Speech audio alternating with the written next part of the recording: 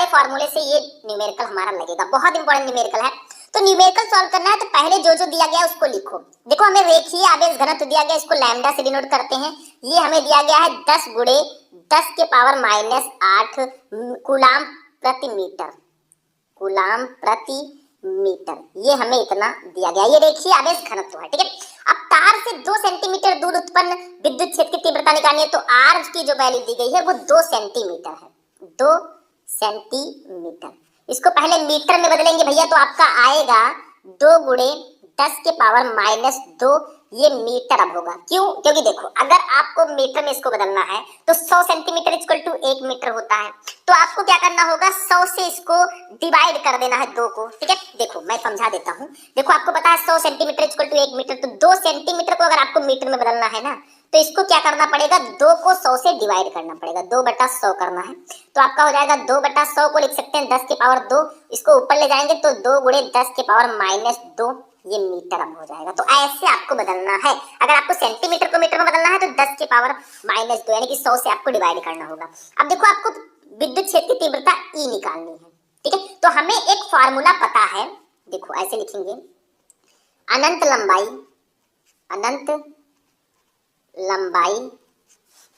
के रेखीय आवेश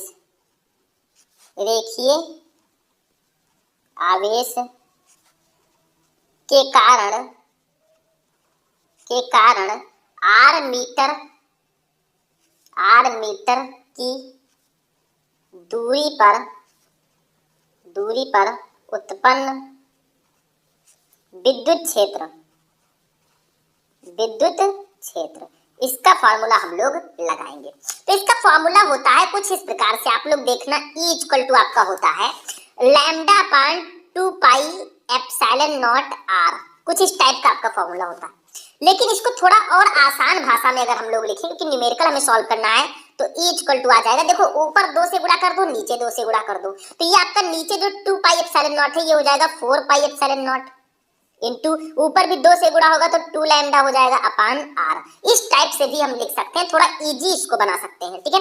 अब चलो वैल्यूज को रखते हैं और न्यूमेरिकल फटाफट हम सॉल्व कर लेते हैं। तो E इक्वल टू देखो 1/4 पाई एप्सिलॉन नॉट की वैल्यू तो 9 × 10⁹ होता ही है, इंटू 2 हो जाएगा, इंटू लैम्डा की वैल्यू ऊपर देखो कितनी है, 10 गुणे 10 के पावर -8, तो यहाँ पे हम लिख देंगे 10 गुणे 10 के पावर -8, ठीक है, अपान r की वैल्यू हमें ऊपर दी गई है उसको लिख देते हैं मेरे भाई, ये 2 गुणे 10 के पावर -2 मीटर, तो यहाँ पे हो जाएगा 2 गुणे 10 के पावर -2, 2 से तो 2 कैंसिल हो जाएगा डायरेक्टली, ठीक है, हो गया।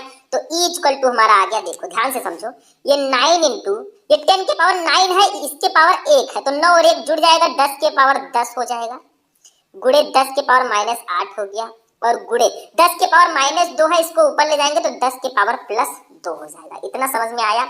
अब देखो E इक्वल टू हमारा हो जाएगा 9 इंटू, पहले प्लस वालों को जोड़ देते हैं, 10 और 2 दोनों प्लस में है तो 12 हो जाएंगे, 10 के पावर 12 गुणे 10 के पावर -8। अब घटा देंगे भैया तो E इक्वल टू हमारा आ जाएगा 9 इंटू 10 की पावर 12 है, ये आपका 10 के पावर 8 है, तो 12 में से 8 जाएगा तो 4 बचेगा, ठीक है, 10 के पावर 4, और न्यूटन प्रति कूलाम इसका मात्रक हो जाएगा। विद्युत क्षेत्र की तीव्रता का मात्रक होता है न्यूटन प्रति कूलाम, ठीक है, यही इसका मात्रक हो जाएगा मेरे भाई, और यही आंसर भी हमारा हो जाएगा। तो कुछ था नहीं इसमें, हमें सब कुछ दिया ही गया था, मेरे रेखीय आवेश घनत्व दिया था, दूरी दी गई थी, हमें ये फॉर्मूला लगा देना है और फाइनली हमारा आंसर आ जाएगा। तो ये वाला क्वेश्चन भी समझ में आ गया। चलो 2 नंबर हमारा यहाँ पे कंप्लीट हो चुका है। अब मैं इसको हटाऊंगा और यहाँ पे खा वाला क्वेश्चन हम लोग देखेंगे, ठीक है। खा वाला क्वेश्चन क्या है इसको हम लोग देखते हैं। ये देखो, ये भी 2 नंबर में आता है। अब देखो स्टूडेंट, हम इसका खा वाला क्वेश्चन देखते हैं मेरे भाई, बहुत इंपॉर्टेंट है। विद्युत चुंबकीय प्रेरण चैप्टर का शायद ये क्वेश्चन है। देखो, किसी कुंडली का स्वप्रेरण गुणांक 80 मिली हेनरी है, इस कुंडली में कितने समय में धारा 0 से बढ़कर 5 एम्पियर होने पर विद्युत वाहक बल 400 वोल्ट होगा।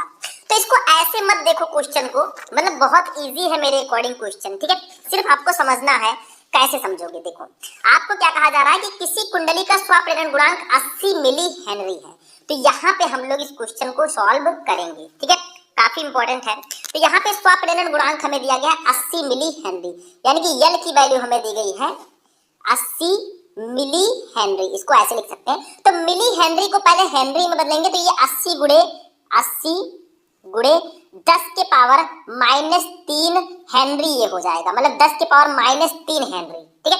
मतलब मिली हेनरी को अगर आप हेनरी में बदलेंगे ना तो 10 के पावर -3 से गुणा करना होगा, ठीक है। अब डेल्टा आई की वैल्यू कितनी है, देखो क्या कहा जा रहा है कि कितने समय में धारा शून्य से बढ़कर 5 एम्पियर हो जाएगी। तो देखो 5 में से आपको शून्य को घटा देना है, ठीक है, क्योंकि शून्य से 5 हो रही है तो 5 माइनस शून्य आपको करना है। तो डेल्टा आई इक्वल टू आपका 5 एम्पियर हो जाएगा, 5 एम्पियर हो जाएगा, ठीक है। अब कितने समय में धारा शून्य से बढ़कर 5 एम्पियर होने पर विद्युत वाहक बल 400 वोल्ट होगा। आपको विद्युत वाहक बल ई की भी वैल्यू दी गई है 400 वोल्ट, ठीक है। आपको निकालना है समय, समय निकालना है डेल्टा टी, ये हमें निकालना है। तो चलो इसको कैसे निकालेंगे हम लोग देखते हैं। देखो प्रेरित विद्युत वाहक बल का एक फॉर्मूला होता है, प्रेरित विद्युत वाहक बल, ठीक है। इसका भैया एक फॉर्मूला होता है, वो फॉर्मूला कौन सा है शायद आपको पता हो। क्या होता है फॉर्मूला, देखो E इक्वल टू आपका होता है L delta I upon delta T, ये फॉर्मूला होता है। E equal to L delta I upon delta T, ठीक है। जहां पे L आपका है स्वाप्रेरण गुणांक, ठीक है, डेल्टा आई है समय, डेल्टा आई है धारा, डेल्टा टी है समय। तो डेल्टा टी हमें निकालना, तो डेल्टा टी को हम इधर ले आएंगे भैया, डेल्टा टी, तो हमारा फॉर्मूला हो जाएगा L delta I by E हो जाएगा। यहाँ पे डेल्टा टी के जगह पर ई आ जाएगा, सिंपल सा है, ठीक है।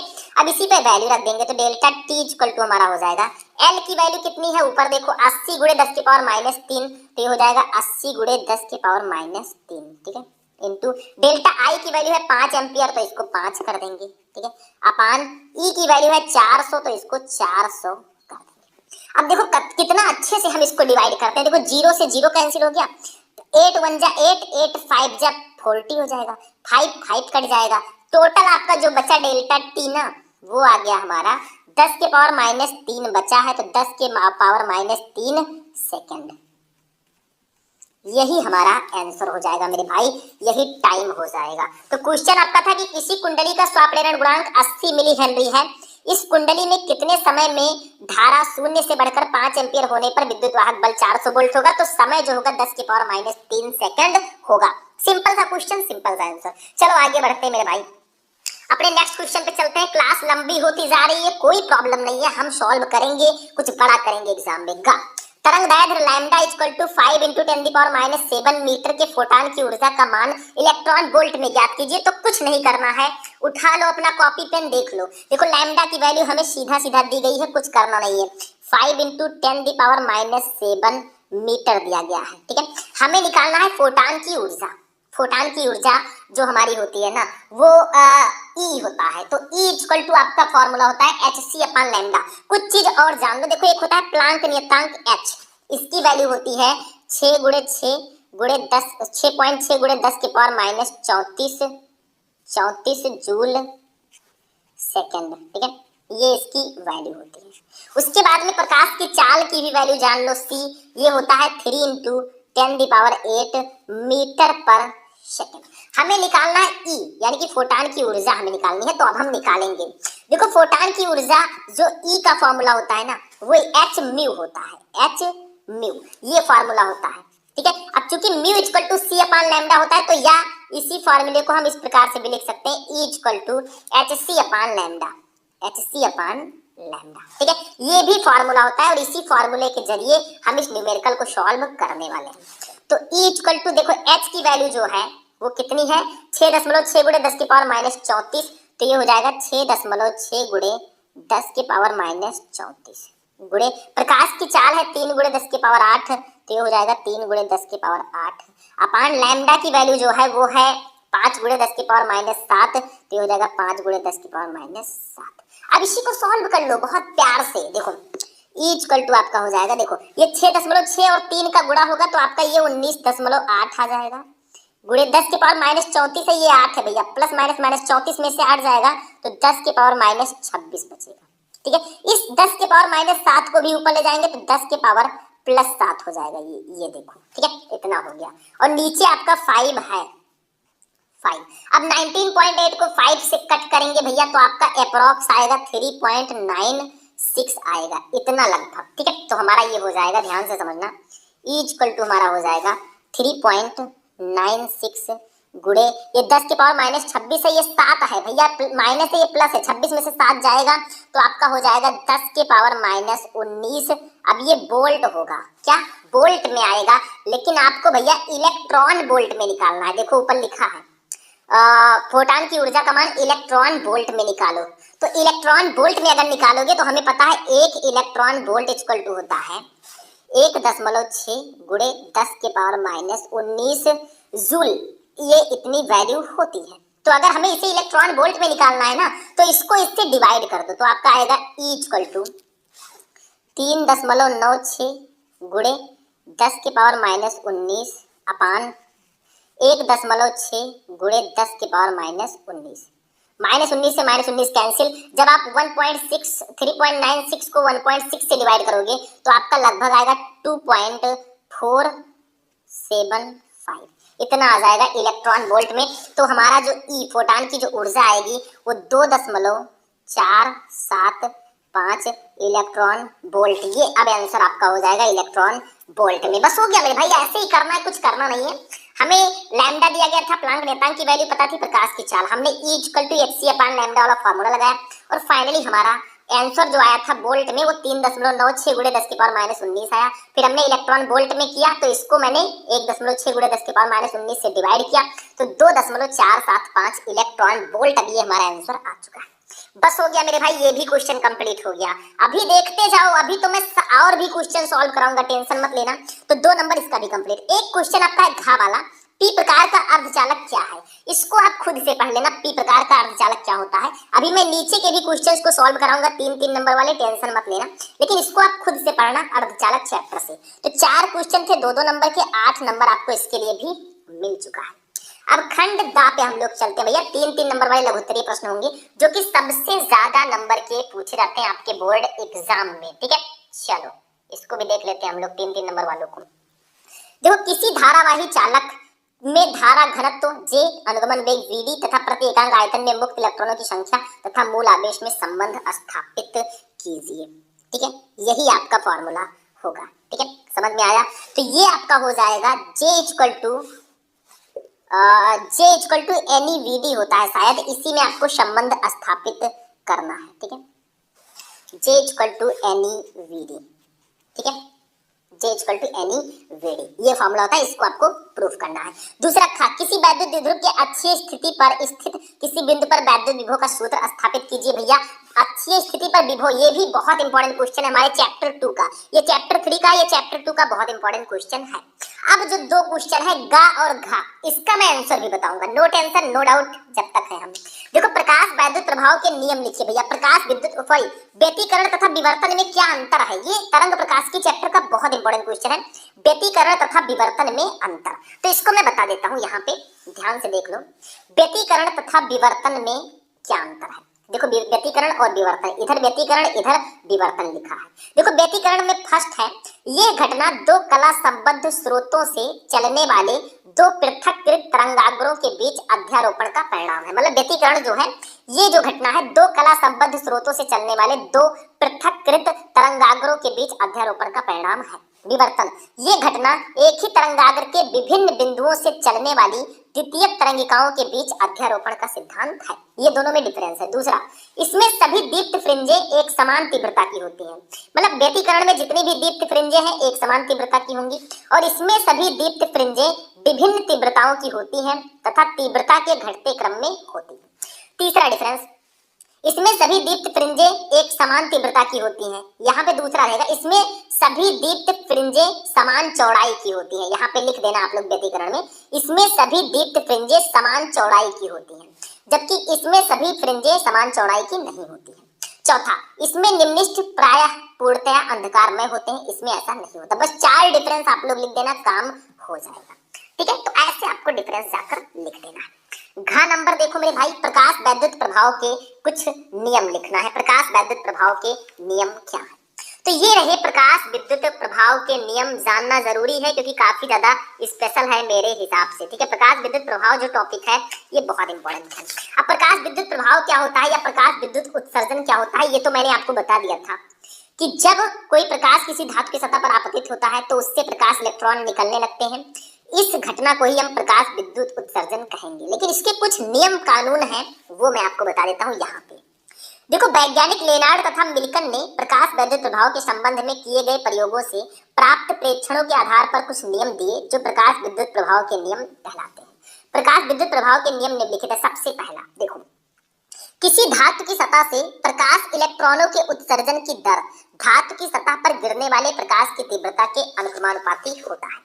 मतलब ये जो हमारा इलेक्ट्रॉन बाहर निकल रहा है, प्रकाश इलेक्ट्रॉन, इसके जो निकलने की दर या उत्सर्जन की जो दर है ना, इस आपतित प्रकाश की तीव्रता के अनुक्रमानुपाती होता है। जितनी तेज ये तीव्रता, जितनी तीव्रता से ये आकर गिरेगी इस धातु की सतह पर, उतनी ही तेजी से प्रकाश इलेक्ट्रॉन निकलेंगे। दूसरा देखो क्या है, उत्सर्जित प्रकाश इलेक्ट्रॉन की अधिकतम गतिज ऊर्जा प्रकाश की तीव्रता पर निर्भर नहीं करती। मतलब जो ये हमारे प्रकाश इलेक्ट्रॉन निकल रहे हैं ना, इनकी जो गतिज ऊर्जा है ये इस प्रकाश की तीव्रता पर निर्भर नहीं करती। तीसरा, प्रकाश इलेक्ट्रॉनों की अधिकतम गतिज ऊर्जा प्रकाश की आवृत्ति पर बढ़ने पर बढ़ती है। मतलब इस इलेक्ट्रॉन की जो गतिज ऊर्जा है ना, अगर इस प्रकाश की आवृत्ति को बढ़ाया जाएगा तो ये भी बढ़ेगी, सिंपल सा। चौथा, यदि आपतित प्रकाश की आवृत्ति एक न्यूनतम मान से कम है तो धातु से कोई भी प्रकाश इलेक्ट्रॉन नहीं निकलता। यह न्यूनतम आवृत्ति देहली आवृत्ति भिन्न भिन्न धातुओं के लिए भिन्न भिन्न होती है। मतलब ये जो प्रकाश आपका इस पर आकर गिरा है, अगर इसकी आवृत्ति देहली आवृत्ति से कम है, यानी कि न्यूनतम आवृत्ति से कम है, तो भैया इस धातु से कोई प्रकाश इलेक्ट्रॉन नहीं निकलेगा, ये ध्यान रखना। पांचवा, प्रकाश के धातु की सतह पर गिरते ही इलेक्ट्रॉन उत्सर्जित होने लगते हैं, अर्थात प्रकाश के सतह पर गिरने तथा इलेक्ट्रॉन के सतह से बाहर निकलने के बीच कोई समय पश्चता नहीं होती, चाहे प्रकाश की तीव्रता कितनी भी क्यों ना हो। मतलब जैसे ही ये प्रकाश इस धातु की सतह पर गिरेगा, इससे प्रकाश इलेक्ट्रॉन उत्सर्जित होने लगेंगे। इस प्रकाश की धातु के सतह पर गिरने और इस इलेक्ट्रॉन के बाहर निकलने के बीच कोई समय पश्चता नहीं होती, जैसे गिरेंगे तैसे ये निकलने लगेंगे। बस इतना सा आपको जाकर छाप देना है एग्जाम में मेरे भाई, नंबरों की बारिश हो जाएगी। हो गया हो गया। चलो, ये भी हमारा टॉपिक क्लियर हुआ। अब ये भी समझ में आपको आ गया, ये भी हमारा घा वाला क्वेश्चन है। एक अंगा नंबर क्वेश्चन है, उसको भी जान लेते हैं। देखो, एक उत्तल लेंस तथा अवतल लेंस की फोकस दूरी क्रमशः 10 सेंटीमीटर व 50 सेंटीमीटर है। दोनों लेंस संपर्क में रखे हैं। इस युग्म से 25 सेंटीमीटर की दूरी पर वस्तु रखी है। वस्तु के प्रतिबिंब की स्थिति याद कीजिए भैया।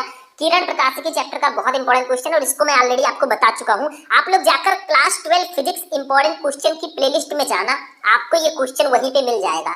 जाना, देखना, पूरे क्वेश्चन का आंसर मैंने उसमें दिया है। मैंने एक सीरीज चलाई है चैप्टर 1 से 14 तक, सारे क्वेश्चन मैंने उसमें बताया, उसमें ये क्वेश्चन मैंने बताया है, मुझे याद है। तो प्लेलिस्ट में जाना, क्वेश्चन का आंसर ढूंढ लेना, ठीक है। तो ये हमारे काखा गाघा अंगा 5 क्वेश्चन थे, 3-3 नंबर के, 15 नंबर आपको यहाँ पे मिल गया, ठीक है। अभी 15 नंबर का और 5 क्वेश्चन रहेगा, क्योंकि 3 नंबर वाले हमारे 30 नंबर के क्वेश्चन आते हैं, ठीक है। 10 क्वेश्चन। देखो, 5वें का चोक कुंडली का कार्य सिद्धांत समझाइए। चोक कुंडली में वाटहीन धारा के महत्व को समझाइए। चोक कुंडली, इसके बारे में भी मैं पढ़ा चुका हूँ, आप लोग वही प्लेलिस्ट जाकर देख लेना।